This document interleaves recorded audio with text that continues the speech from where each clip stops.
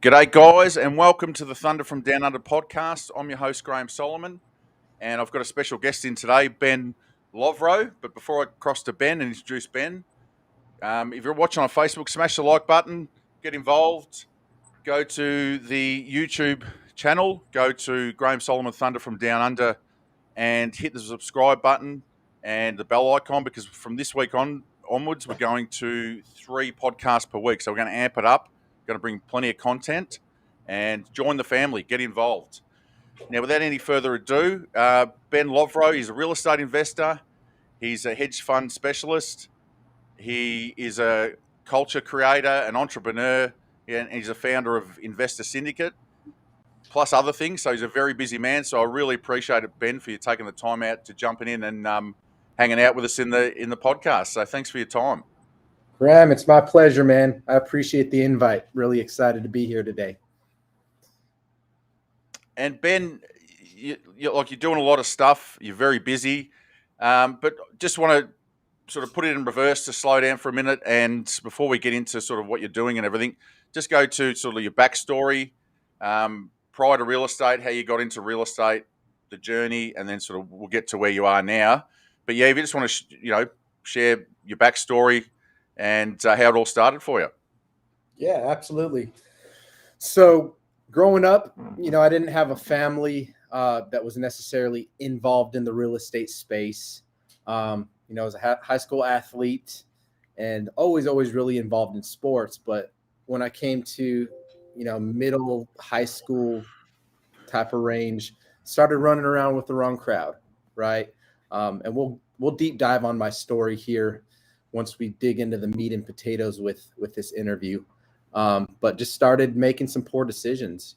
Started smoking weed every day, doing different drugs that led to selling drugs, and it got worse as it went.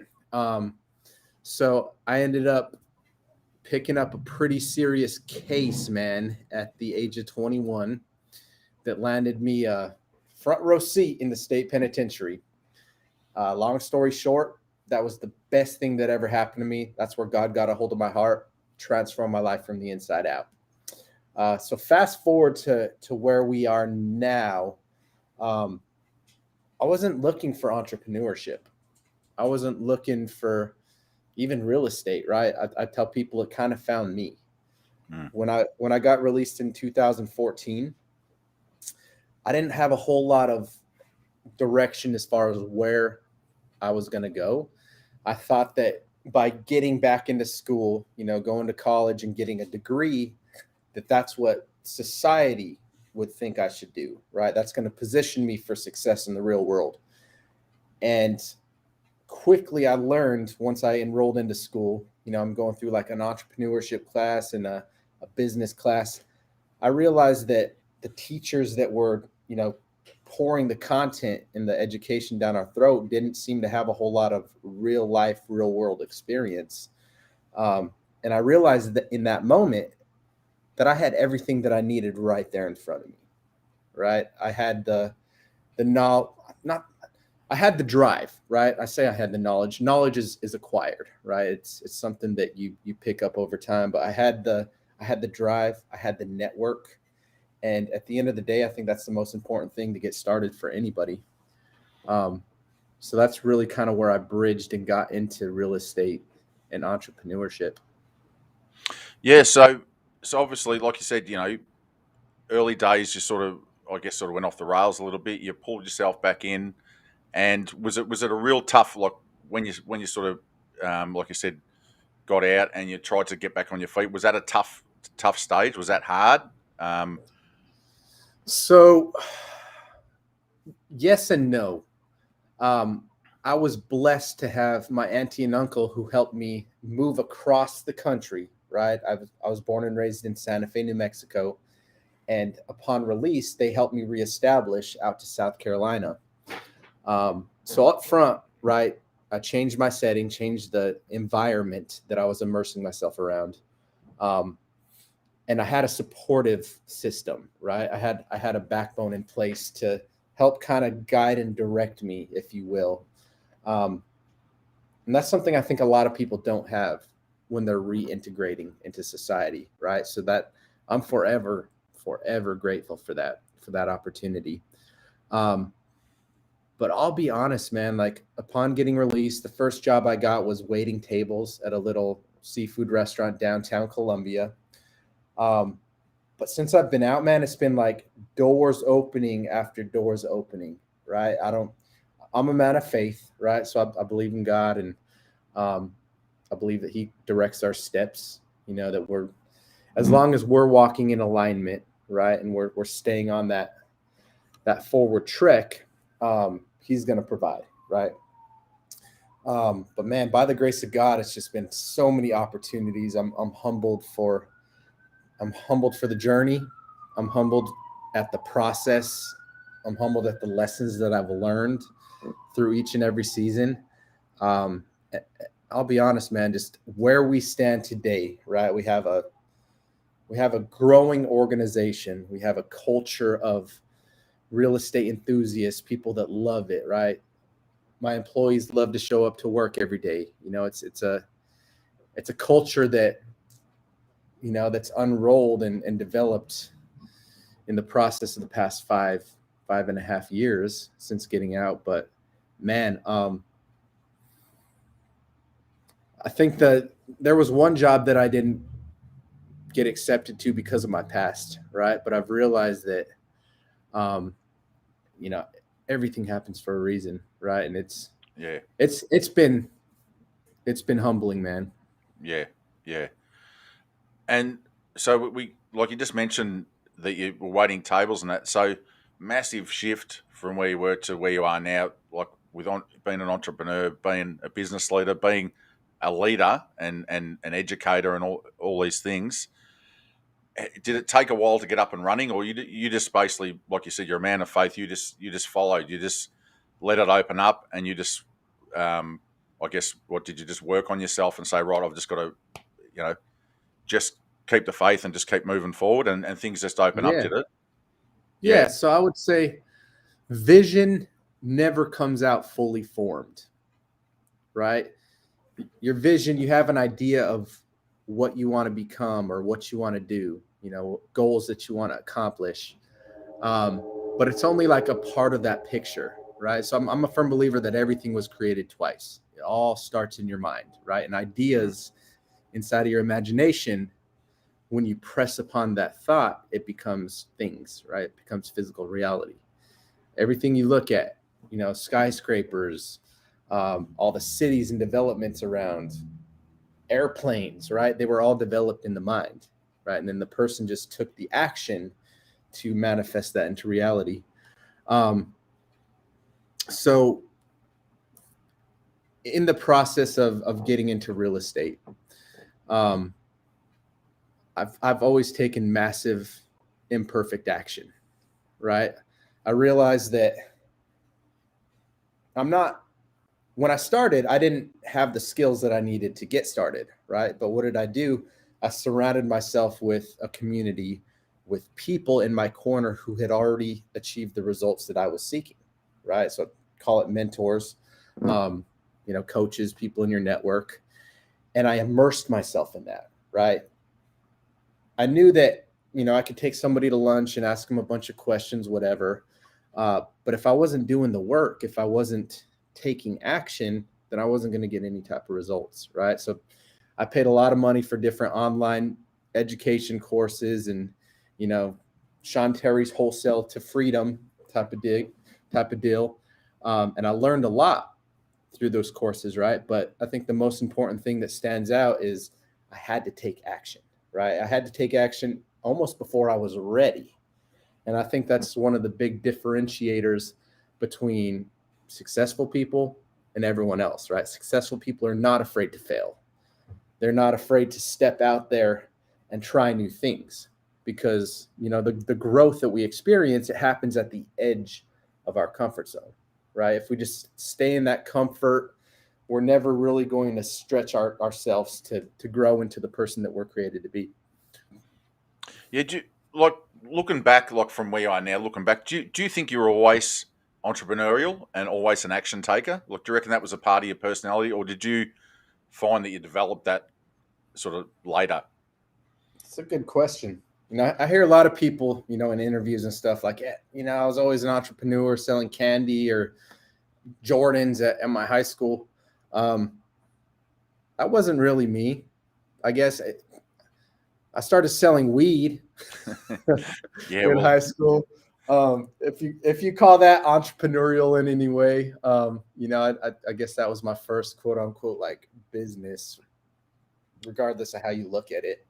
But no, man, I wouldn't say it was, in my upbringing or in my blood. I guess it's a character trait, man. It's something that I acquired along the journey. And I think it just came from hunger, getting released, getting out, going through that whole process. I was locked up for 5 years, right? 5.5 years. So that was a process, right? Yeah. Transformation always is.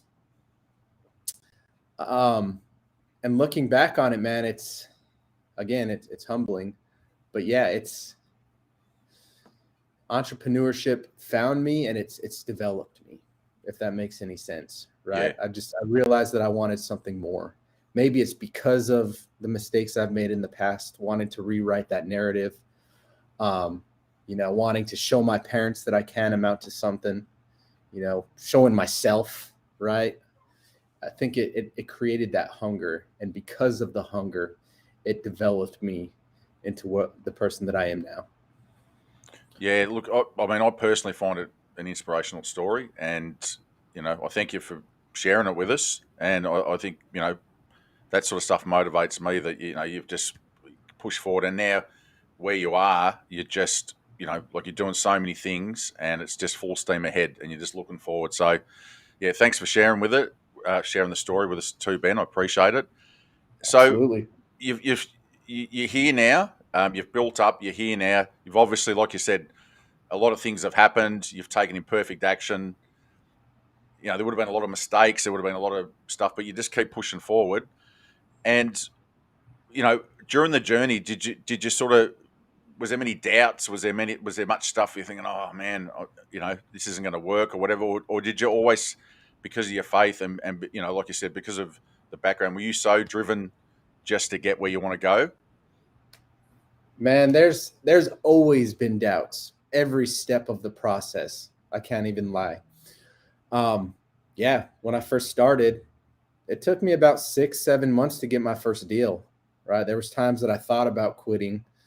I'd just be going in my head like, man, is this really worth it? Does this really work? And every step in the journey, there's always been, seeds of doubt, but I've learned to kind of drown them out, if that makes any sense, right? Yep. Part of like my development, my self-development, I'm big on my morning routine, right? My morning routine is everything. If I don't start the day off right, then my entire day is going to be chaos, right? So when I get in a mindset routine, right?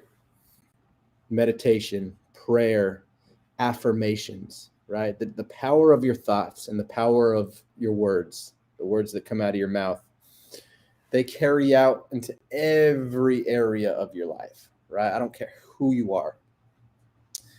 And every single day it's a battle, right? The greatest battle exists in your mind. There's an old saying, I think it's an African proverb that says, if there is no enemy within, the enemy outside can do you no harm, right? So learning to kill, those doubts, learning to kill that fear inside of your mind, because fear is the opposite of faith, right? Fear is the opposite of growth, right? So it's learning which wolf or which voice you want to listen to, going back to that old tale, which wolf is going to win? It's the one that you feed most consistently. So it's almost like you have to extract those negative thoughts or those doubts inside of your mind and replace them with, positive, uplifting type of thoughts, right? You almost got to rework your patterns of thinking in order to put you on that track, right? Because look around the world. If you watch the news, the media, anything else, like it's all fear, negativity, and doubt. And if that's the type of information that you're putting in your head, then that's the type of reality that you're going to project in your life. Yeah, So yeah, really, absolutely, man. it really is where Absolutely. you focus your mind, isn't it? Where you focus your Yeah. energy. It's amazing, isn't it? And like obviously you've done a lot of self development in that area, and you understand that. But like you said, every human being doubts himself. Even people at the upper levels of their game doubt themselves. I mean, it's a human trait to default back to negativity every now and then. So you've got to keep pushing through it. So we'll touch back on that. I'm going to talk to you later about your goal setting and all the stuff that you're into and that you teach. I wanted to talk to you about the hedge fund, the system, the hack that you've got. You work with a lot of hedge funds. You've got a good system going. Just wanted, I know a lot of the listeners will be like, their ears will prick up, like, because hedge funds are pretty big out there now, aren't they? You see them in Facebook groups. Everyone's talking about hedge funds. So you've obviously got in early and you've worked out a system.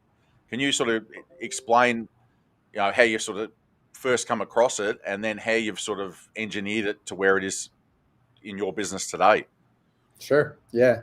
So we started working with hedge fund buyers, I mean, years back, 3.5, 4 years back, even since the early stages in my journey.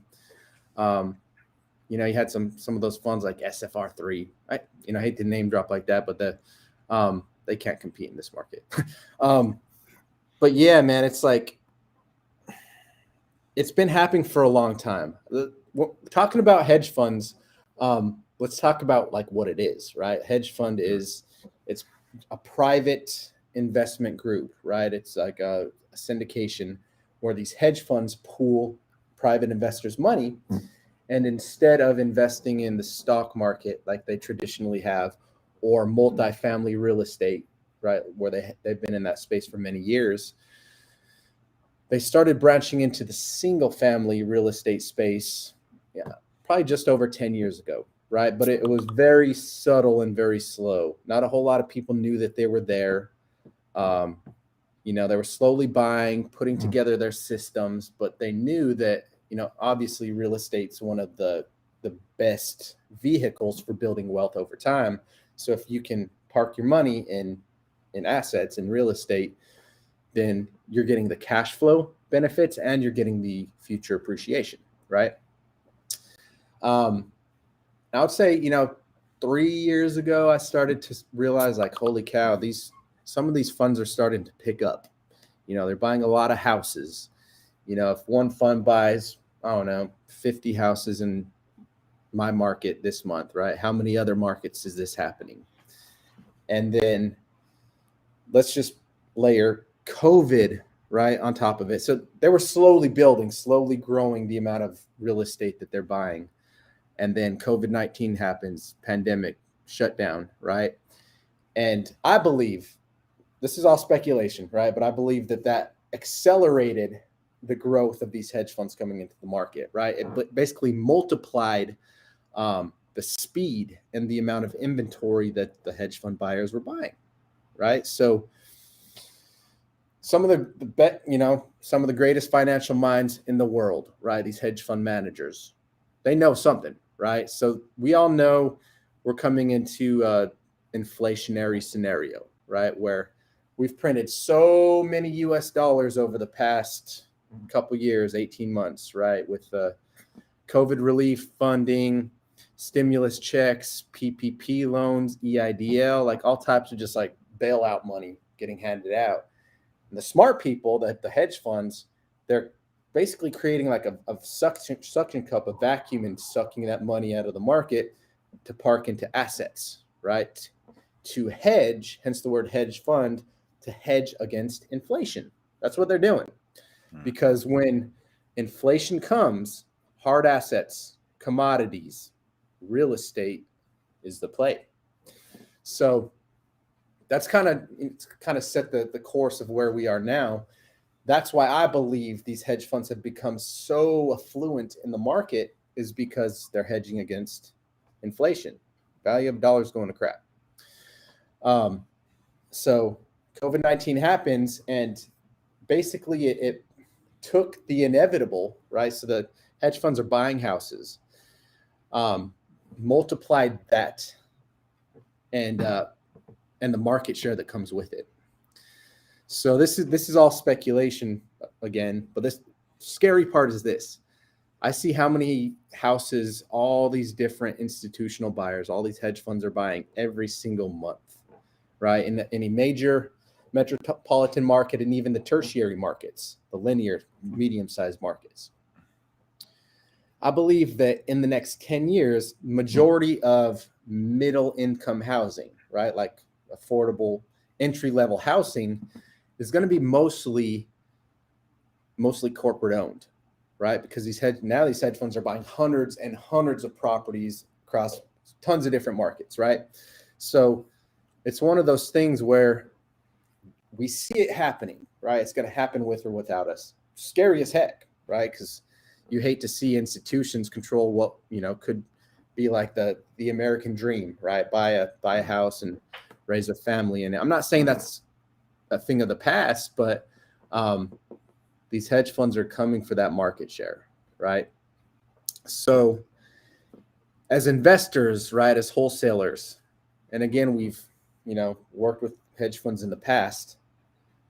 In the past, hedge funds have never been able to pay 100% ARV for houses, right? But again, because COVID happened, everything else, you got these big institutional buyers that are paying literally 100% market value for real estate in the target markets. So it's, as an entrepreneur, as an investor, we got to always be thinking ahead, right? Always begin with the end in mind. So what needs to be going through our head in this market, I believe, because I'm not saying traditional wholesaling is dying, but wholesaling as we know it looks very different than it has in the past, right? We're all fighting for the same inventory, right? Looking for the distressed discount houses is so much more difficult than it was even a year and a half ago, right? The market's so saturated, so many investors fighting for the same things. So it's like you gotta figure out how to pivot, right? How do I pivot? How do I see what's happening in the market and position myself where I can still execute, right? So take these big institutional, but it's very simple, right? Figure out where the money's being deployed, where's the most amount of money, being deployed to scoop up these houses. What market, what type of products are they looking for? And then you just reverse engineer that to how do I source deals for these big institutional buyers, right? So obviously, establishing the relationships with them, that is a process all in itself. You gotta have the ends. I was introduced to a couple of the big players through a high-end mastermind that I'm a part of. But man, they, understanding the system and creating a process to work around that is really what we've worked on over the past 18 months, right? And now our entire business model as we know it is worked around, hey, how do we empower more people, right? How do we empower our investment partners with the tools that they need so they can go out and source deals for hedge fund buyers, right? Because if you can pay more than any other wholesaler in the market, it gives you a competitive advantage above the rest of them, right? Who are still looking for those discounted deals, fighting for those scraps. If you can look for a nicer product and offer the homeowner something that's real close to market value and still capture equity in that, then it's a win-win, right? So again, foundational principle, 7 habits of highly effective people, right? The simple principle, begin with the end in mind. Where's that money being deployed? And how do I reverse engineer that to create a process to source inventory for these buyers? Because they're going to buy these houses regardless if we're in the game or not. So I'm going to make sure that I'm building a foundation for my family, right? For the future of our network, our community, even our investment partners, right? Where we have something to stand on for the future. Because we're experiencing the largest separation of wealth in human history right now. Yeah, it's happening right absolutely. Yeah. Mate, we call them thunderbolts. You've hit us with a heap of thunderbolts in that little section there. Like, there's a lot. I'd recommend people to go back and watch that because the big thing, like you said, reverse engineer, to have the plan in place to start here and then work back. That's key number one.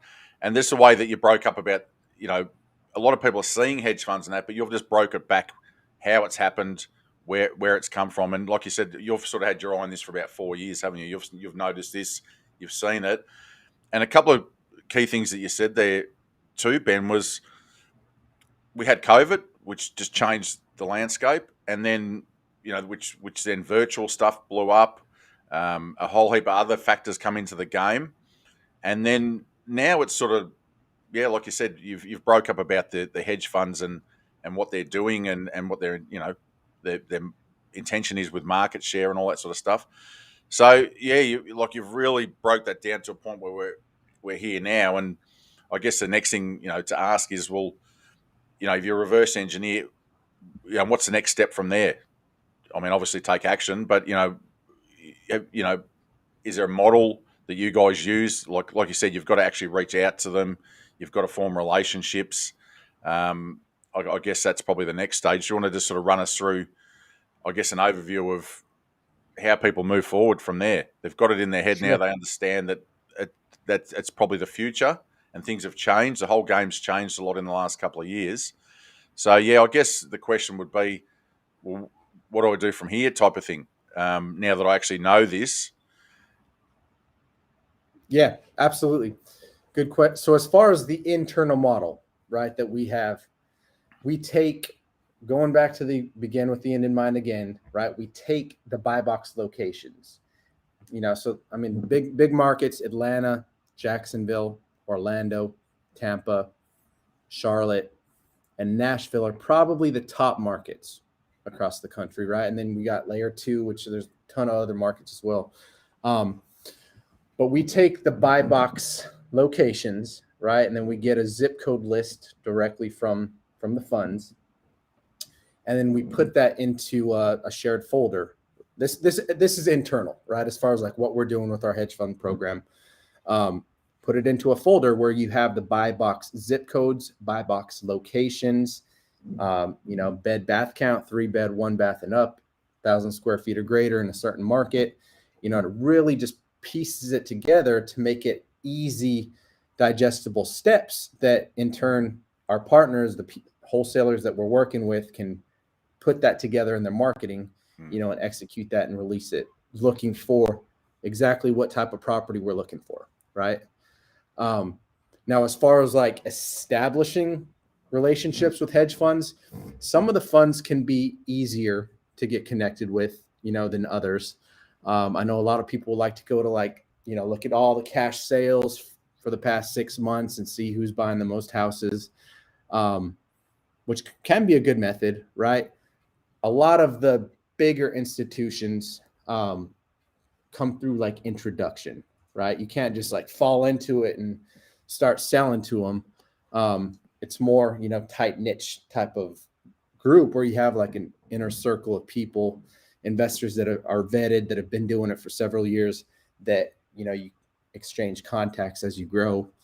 But yeah, I mean, their hedge funds are all over the place, man. Every different market has different, unique little funds and unique buyers. And then you have the billion-dollar companies, the big freaking massive ones who, they're active in 15, 20, 30 markets across the country. It really is interesting, man. And even at that, the funds have, you got like the umbrella, and then based on the market, they have different parameters, different LLCs, different funds inside of the greater whole, if that makes any sense. Again, we're talking billion-dollar companies that are making big moves. Like it's beyond me. It's crazy, but I don't see that model slowing down. It's really driving the market at the moment, isn't it? Really, it's a big driver, like you said. Look, go back, a few years back. Did you just wake up in the middle of the night and go, man, it come to me? Or was it, like you said, were you in a mastermind? Were people talking about it? How did you sort of come across it? Was it just, you were looking and seeing what was happening? What was the way that you discovered and went, right, there's something going on here. I need to get into this. So I would say it started in my local market, right? And these are the smaller fund buyers who might pay a little bit more than your traditional landlord or local fix and flipper, right? And just through like conversations or whatever, talking with your buddies, like, hey, have you sold to this guy before? Have you heard of this buyer, this fund in the market? Where just, exchange of contact happened like that. And again, they would pay a little bit more money than your local fix and flip investor, right? When everyone else is paying 70%, these funds might pay 75.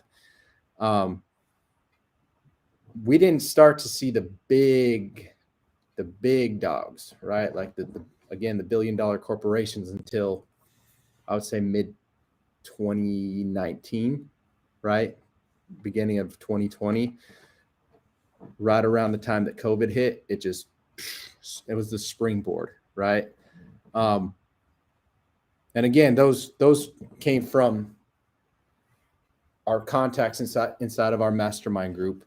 That it is proprietary when you look at it. Like your contacts, your buyers, your funds. It's proprietary information that you've built a business, built a system around.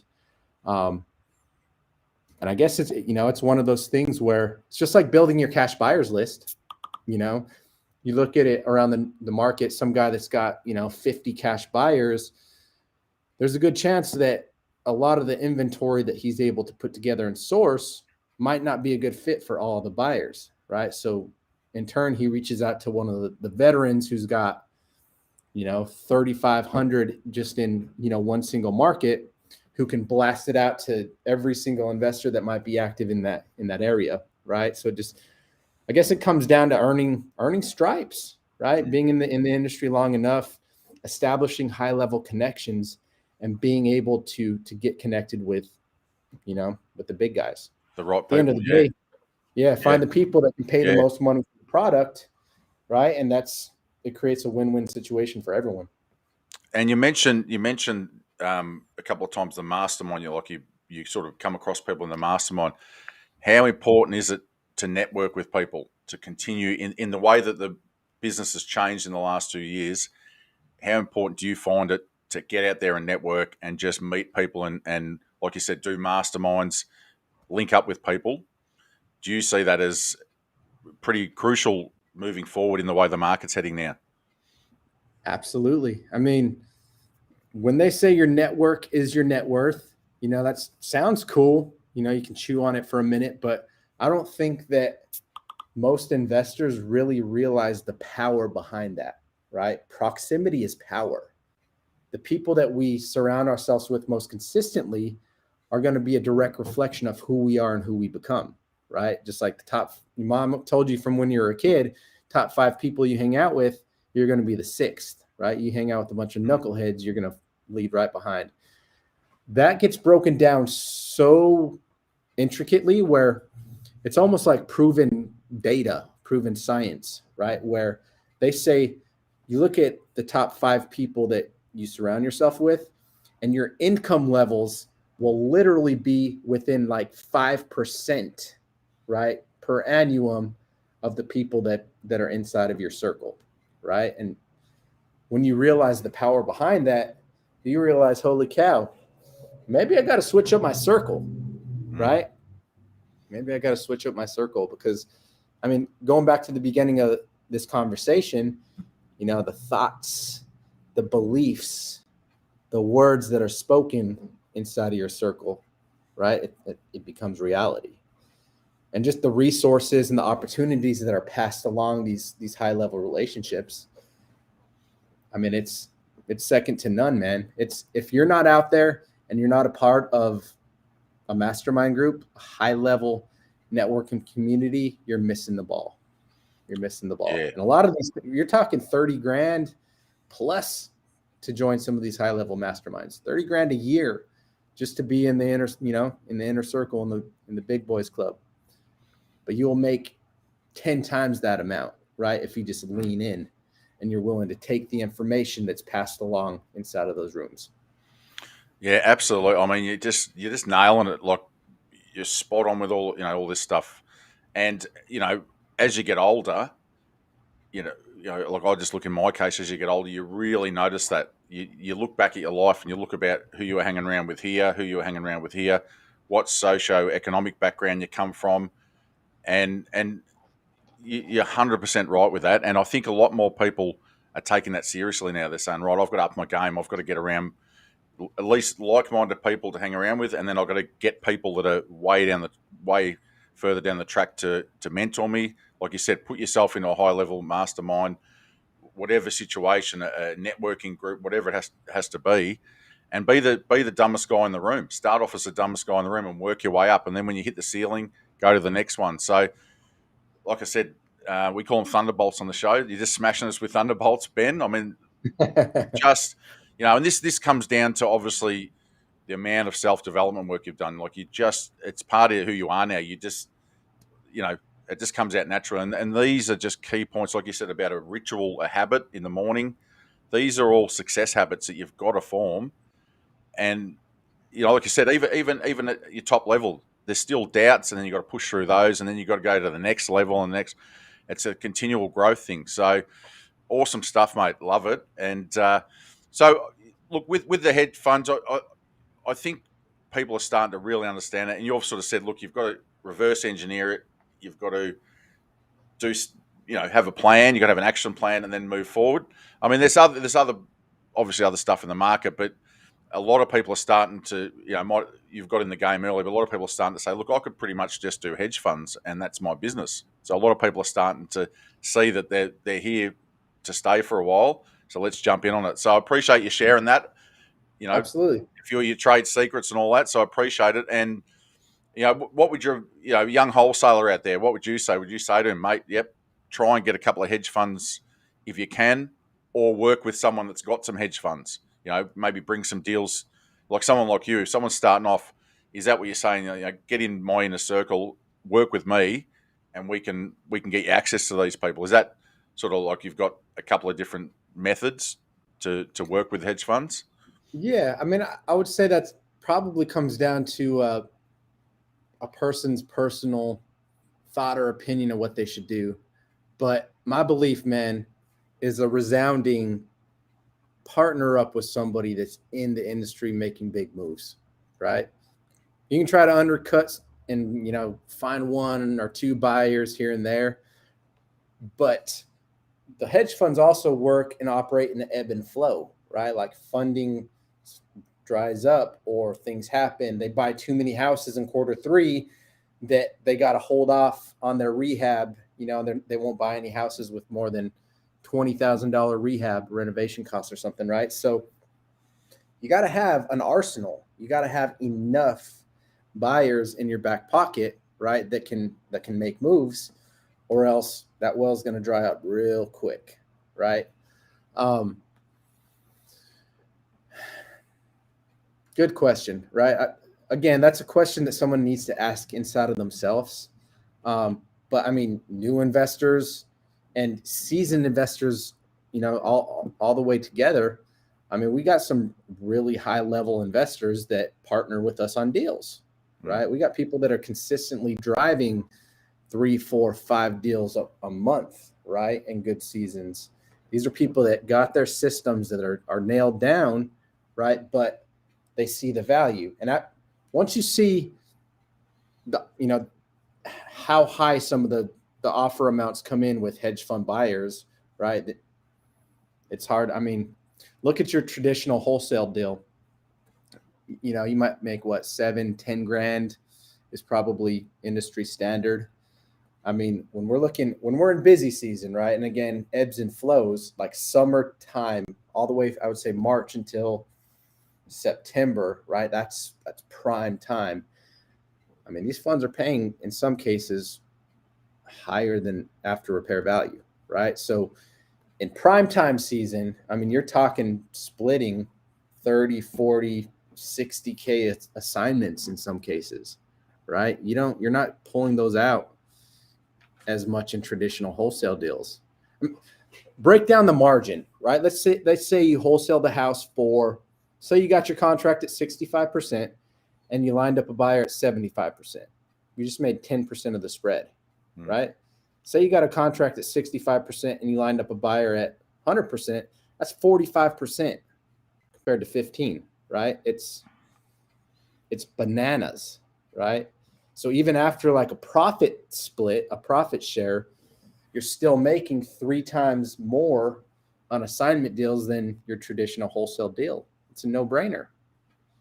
Yeah, that's where you can really, like you said, you can really team up and just get a team going and really churn it out. And the margins are bigger, so it's not like we're all going to share this little margin. It's a bigger margin.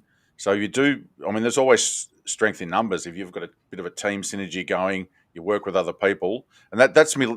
Sort of last question on this, Ben. I was going to ask you was, and this is like just your opinion, but do you see that, from 2 years ago before COVID, it was like, why would you JV with someone? Why would you? There was a lot of that in the industry, and now people are just doing it left, right, and centre. They're teaming up with people. So, have you seen a big shift in that?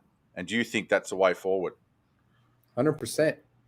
I used to have the mindset, like when I started investing, 5.5 years ago or so, JV stuff was almost looked down upon, right? Yeah. Like daisy chain and this and that. Well, daisy chaining is a big no. If you guys are just taking other people's deals and just blasting them out, don't do that crap, right? Make sure that you got interest locked in, JV paperwork all together, right?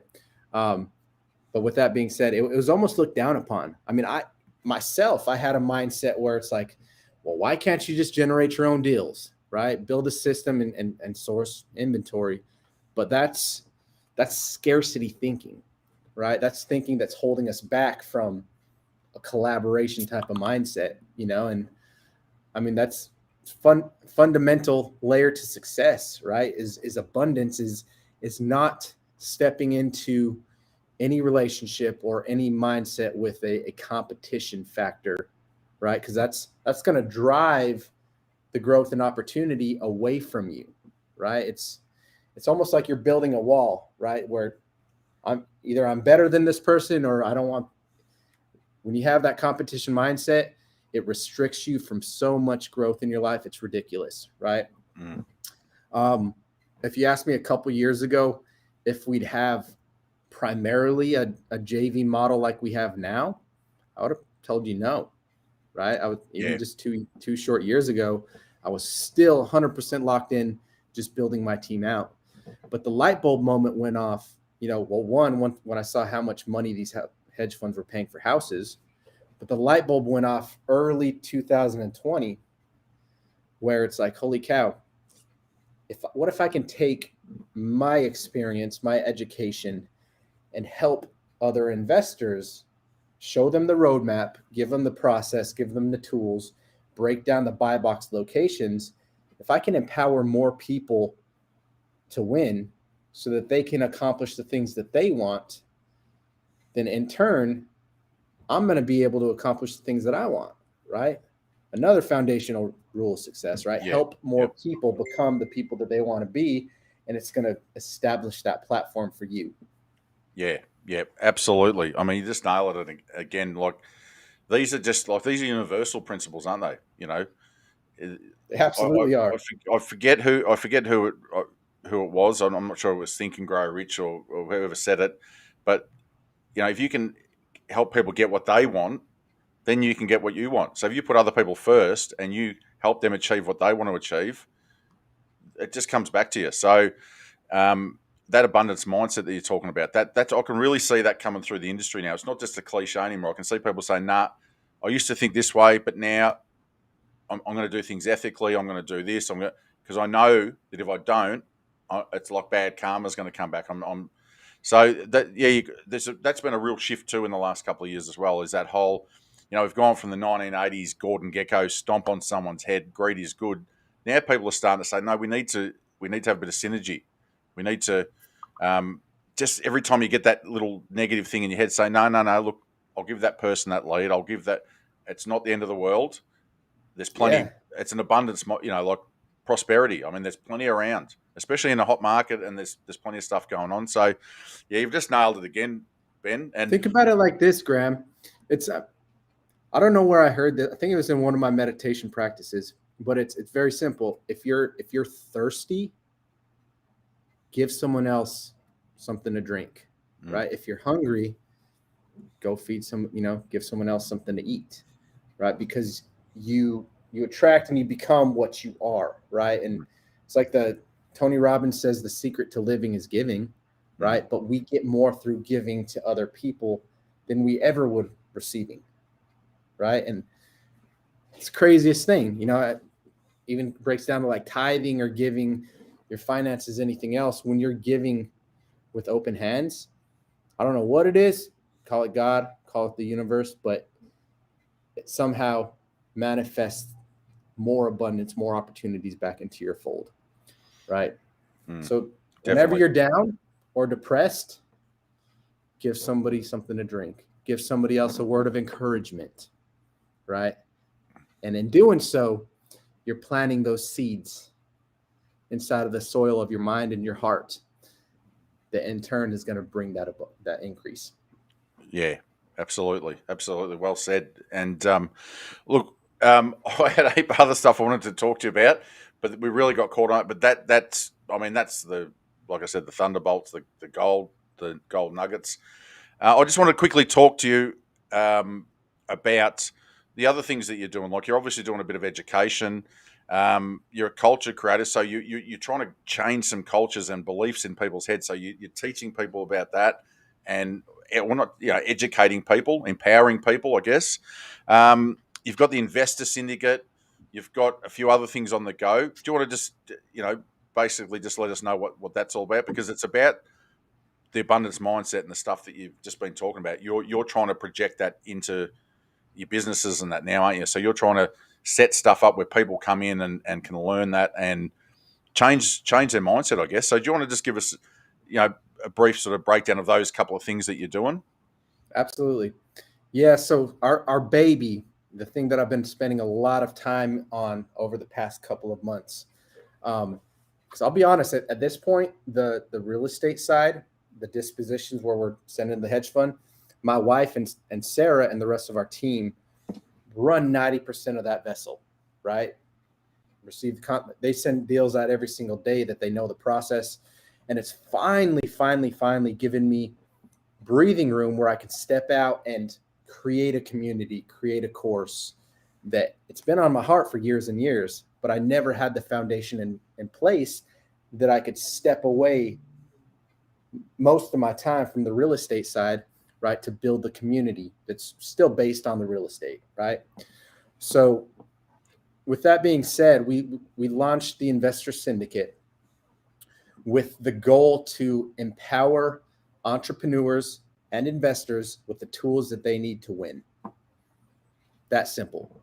And what it is, it's an inner circle community.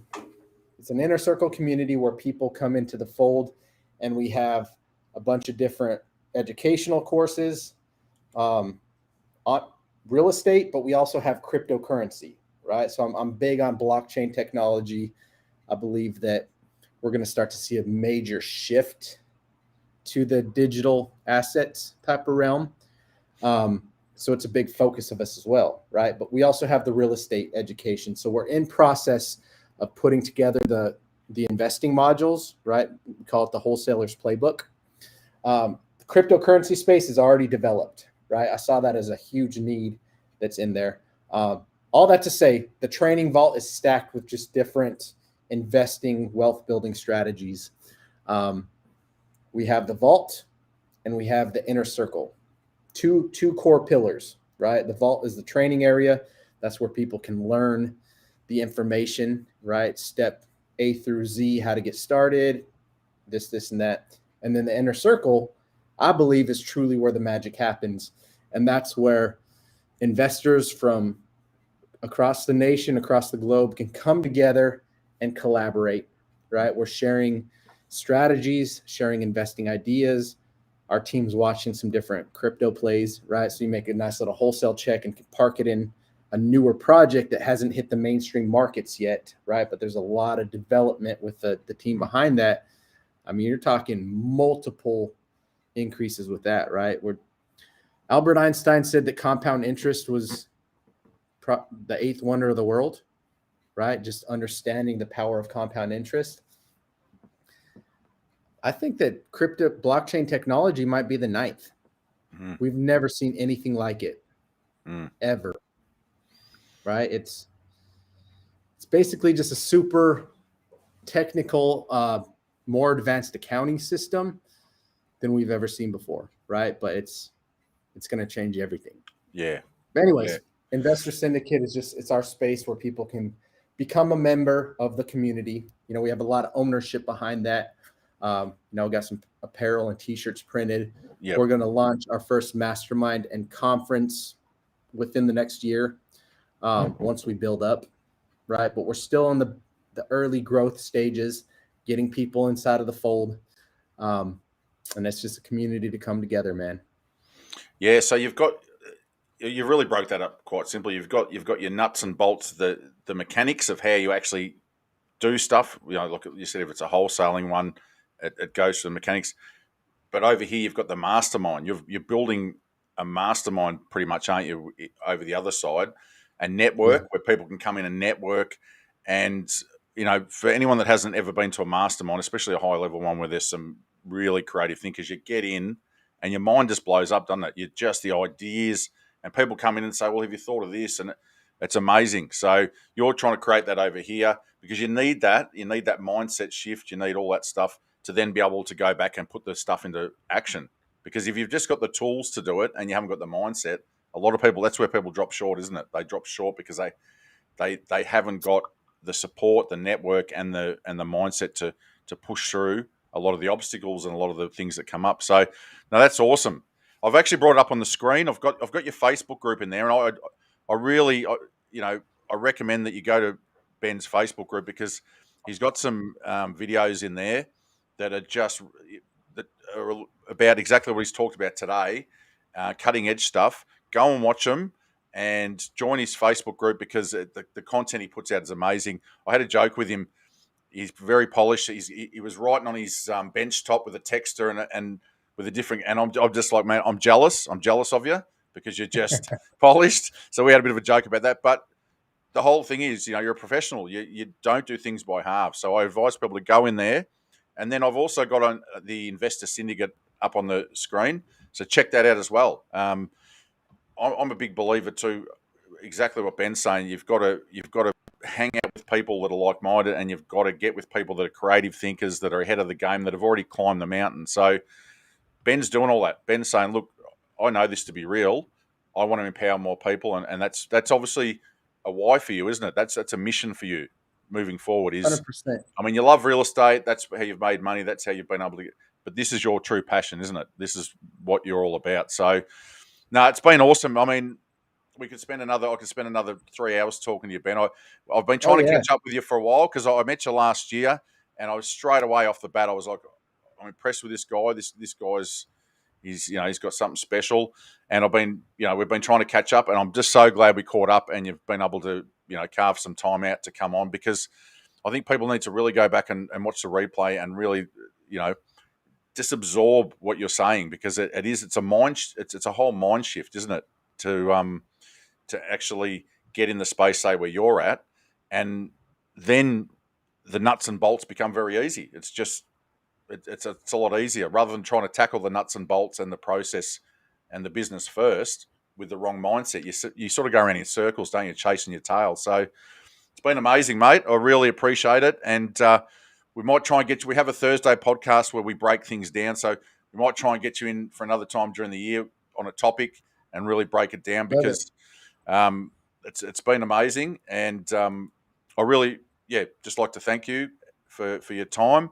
And I truly can say this now. We're going to sign out, Ben. I had about another page of point form things that we're going to talk about, but I think you've added a lot of value to a lot of people out there. So I thank you for that. But what I usually say is, when I sign out, hit the outro. But I'm really today 100-fold is thanks to Ben, everyone that's been watching has been thunderstruck. So well done, mate. No.